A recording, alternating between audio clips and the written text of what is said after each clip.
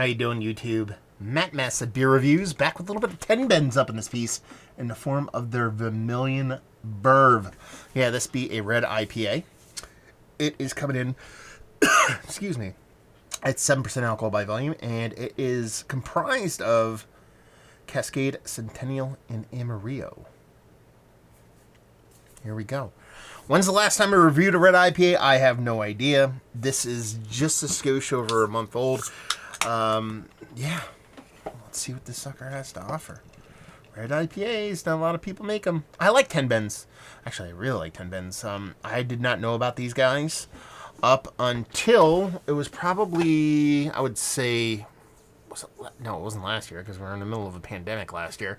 It was 2 years ago. And I went up to Vermont, actually 3 years ago. Holy poop. 3 years ago, I went up to Vermont, and what was I going for? It was before my honeymoon. Anyway, regardless, timing doesn't matter. I was up in Vermont, and I was staying in a Stowe area, actually north of Stowe, and one of my favorite kind of like low-key kind of breweries is Lost Nation, and I was staying kind of close to there. And it puts me about 45 minutes away from Hill Farmstead, and then about 20 minutes from Stowe. Anyway, we're heading home for the night. Let's hit another brewery, and I was like, what's this 10 Bends place? And I found it, and I thought it was quite nice, and I've been there a couple times since, and I enjoyed it quite a bit. I never expected them to get distroed down by me, but they expanded enough to they do distro, but this doesn't come courtesy of distro. This comes courtesy of my boy Nick. Thank you very much, brother. He tossed this my way. And I'm excited because I like me a red IPA if it's done right. I mean, look at that beer. It looks beautiful. It already has lacing on the glass. Neurotic crazy bubbling. And just that rich kind of raspberry, kind of iced tea kind of vibes as I spill beer everywhere. Because that's what I do. Let's get a nose.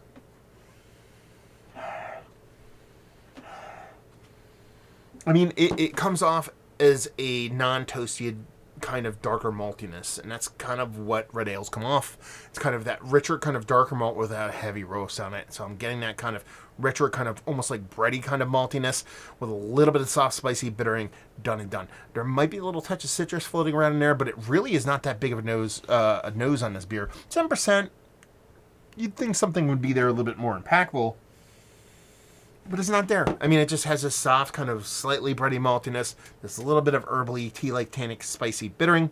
Let's dive in. Cheers.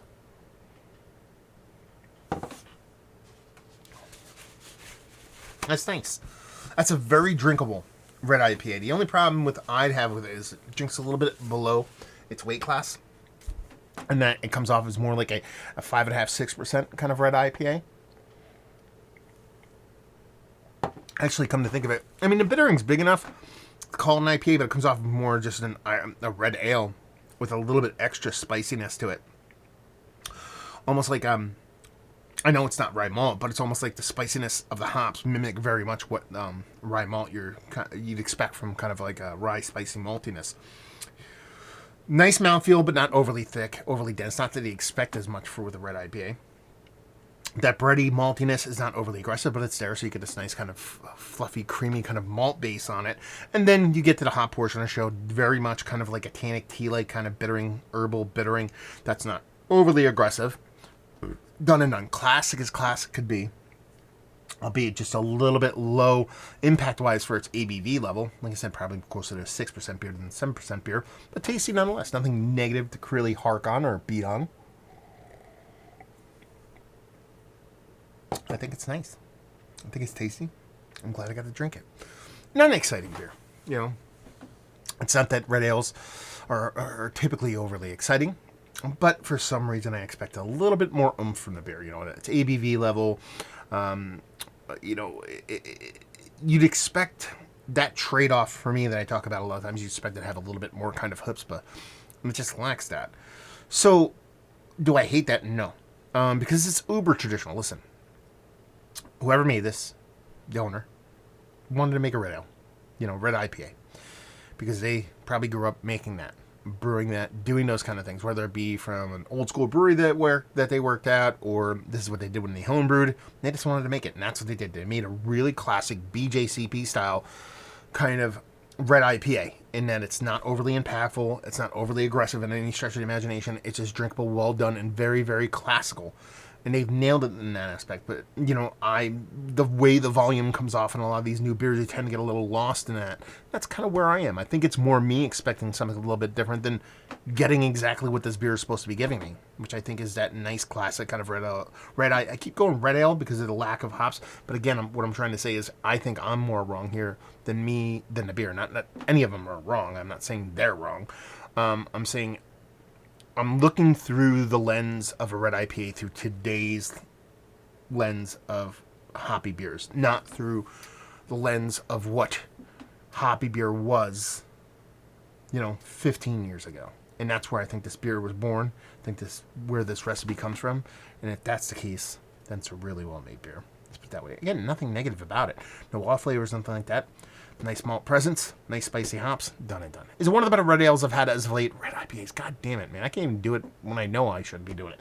Red IPAs that I've had as of late, it would default to yes, because I don't remember the last one I had. It's a tasty, fun beer.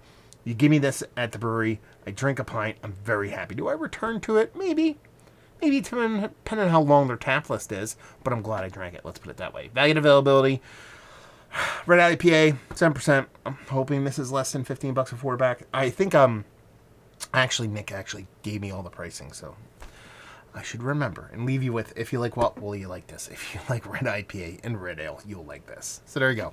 Herky Jerky beer review number 2 of the night. Yeah, I'm doing 3 tonight, and both the ones I did in the beginning were not that good. You win some, you lose some. It's not the beers, it's me. So, yeah, there you go.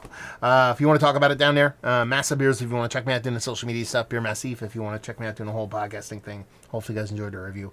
Hopefully you're enjoying a little 10 bends right now. Hopefully see you next time. Cheers.